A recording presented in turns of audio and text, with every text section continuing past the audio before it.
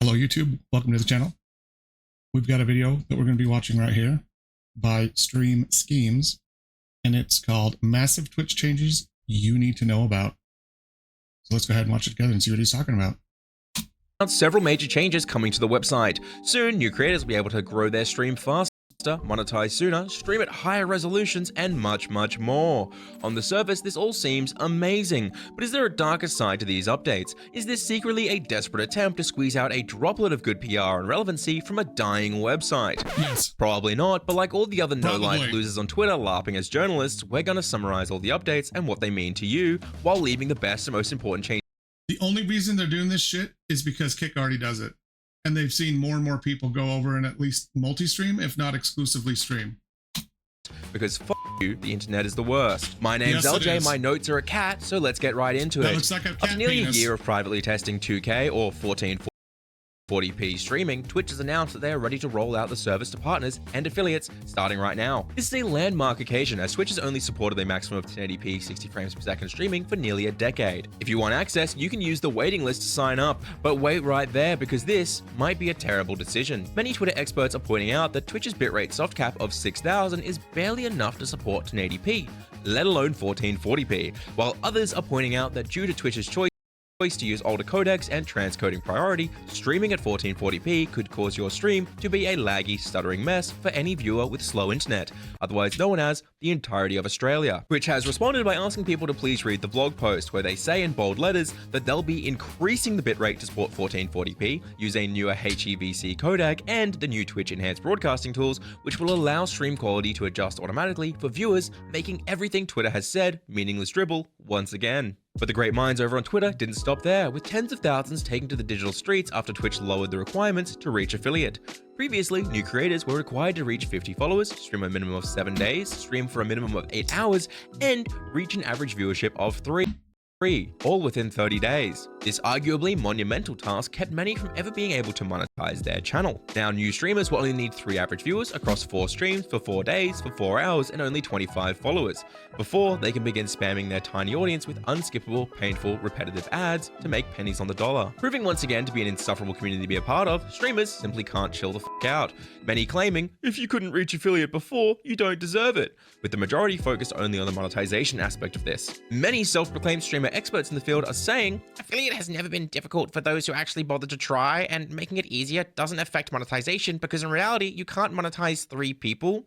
These experts then went on to say, that said, making it easier means streamers will be able to use channel points and emotes sooner, which is great. We then went on to correct these experts and explain that later this year, every streamer, affiliate or not, will be given access to monetization and community features such as emotes and channel points, essentially making none of this matter. The only difference between a non-affiliate and affiliate moving forward will simply be that any income earned by a non-affiliate streamer must be spent on Twitch by the streamer on other streamers and cannot be paid out to the non-affiliate streamer. As for me, an unbiased reporter, I think who the hell cares? Once you reach affiliate, you'll realize content creation is a never-ending treadmill where you can never relax, sit back and enjoy your success. Soon you'll realize you need partner, and once you get that, you'll learn that digital titles and accolades are meaningless. With that, the ever-looming dread will begin to destroy your life as you endlessly grind away trying to grow that tiny bit more. And before the light slips away from your tired, bloodshot eyes, you'll realize you should have been a YouTuber. In other news, Twitch has finally begun to capitalize on their main audience's desperation, sadness, loneliness, and of course fear with watch streaks. No longer just a third-party tool used by streamers to farm parasocial relationships and in turn grow their average viewers, now Twitch will allow streamers to further segregate their audience with watch streaks, forcing viewers to never miss a stream or risk their chat messages never being read again. Pour one out for our non-subs who have to work, you'll never be acknowledged by a streamer again. Once again, Twitter has called this new feature cruel and unusual. Wait a minute. I want to hear this again. No longer just a third-party tool used by streamers to farm parasocial relationships and in turn grow their average viewers, now Twitch will never miss a stream or risk their chat messages never being read again. Pour one out for our non-subs who have to work, you'll never be acknowledged by a streamer again. Once again, Twitter has called this new feature cruel and unusual punishment and a disgusting decision on par with Holocaust. Feature cruel. I just hoined, or I think it means I just joined a stream and my favorite streamer began berating me for losing my streak. I'm sheeting and pissing and crying right now. This is Twitch's fault.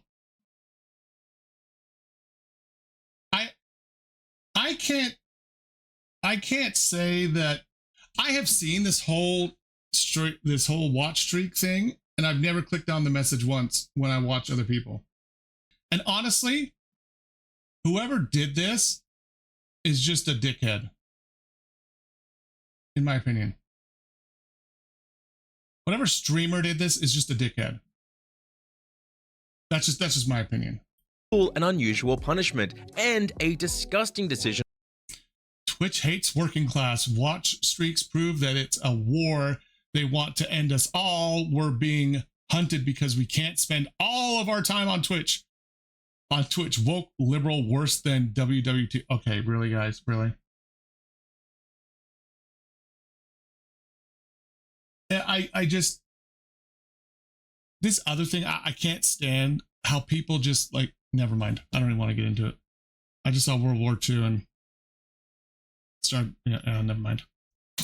On par with Holocaust denial. In response, Twitch has released a statement saying, please for the love of God, please, oh my lord, please read the blog. If someone misses a stream, they can watch a VOD or even a clip to maintain their streak.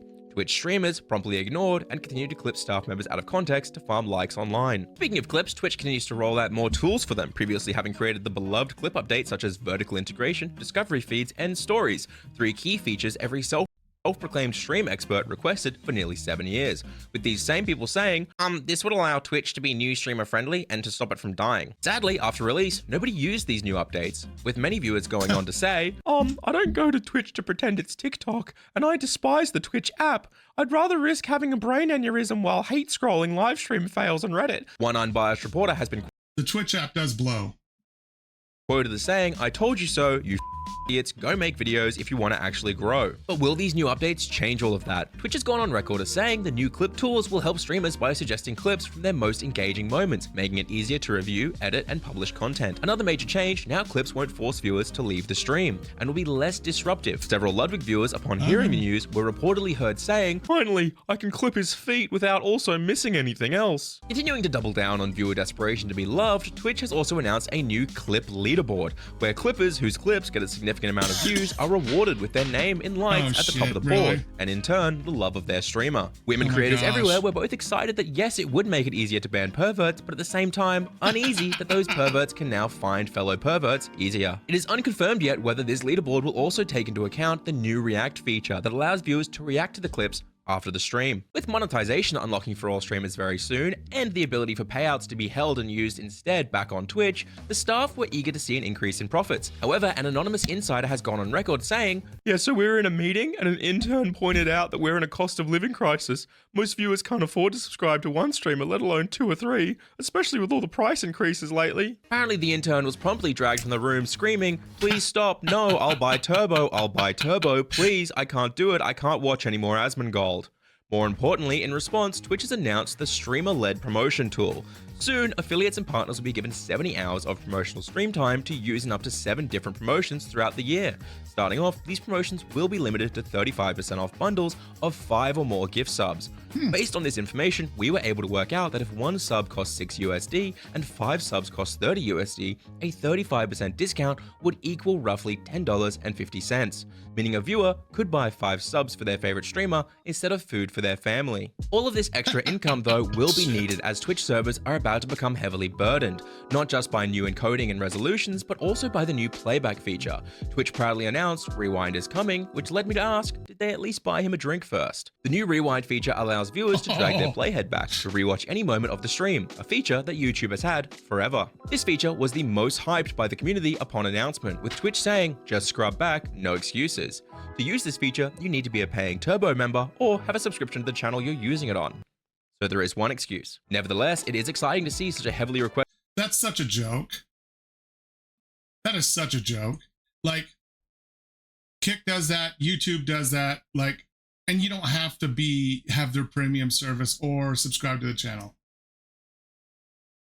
Like, or be a member in the case of YouTube. Like, this is so stupid that they put this behind a paywall wall just to catch up to other platforms that have had it for free for so long. It's stupid. requested feature be implemented after so many years, even if many consider it poorly. In fact, so poorly that many have taken back to the digital streets, with one streamer saying, "This is worse than the Chinese Communist Party. It's my freedom of speech." Mike Minton, Twitch head of monetization, explained this restriction isn't based on greed, but in fact is designed so that streamers don't lose out on ad revenue, a fair and reasonable explanation, to which streamers promptly ignored and continued to clip staff members out of context to That would only matter if ad revenue wasn't so crappy. farm likes online. Rewind isn't the only feature YouTube has inspired, but also the ability to vertical and horizontal stream at the same time, otherwise known as dual format streaming.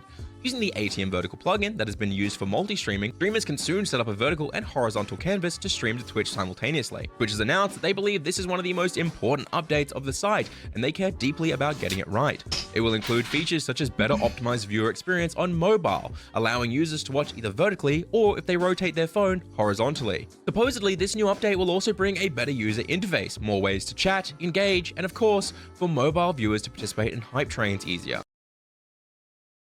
While many are incredibly excited for this update, it's left others confused. Vertical streaming, while fairly young, has seen incredible results on TikTok and YouTube, thanks to both sites having millions of users watching billions of vertical short format content endlessly on the platforms, which, when compared to Twitch, simply isn't how users tend to use the site. No. Instead, preferring to second monitor stream content for a long period of time while they game to feel less lonely. Self-proclaimed stream experts have continued to push vertical and mobile-first tools as the way forward for Twitch, but when asked where the viewers were coming from or how to change the deep-rooted Twitch culture that simply didn't use those features, they became awkward, stuttered a bit, and mumbled something about off-platform content under their breath. I've been LJ, my notes are still a cat, you've been watching the TwitchCon Looks like news a wrap. penis. At best, these changes are neat, at worst, they're meaningless. None of this is going to change your life, so if you want to learn something of value that other self-proclaimed stream experts can't do, click here to learn how I monetized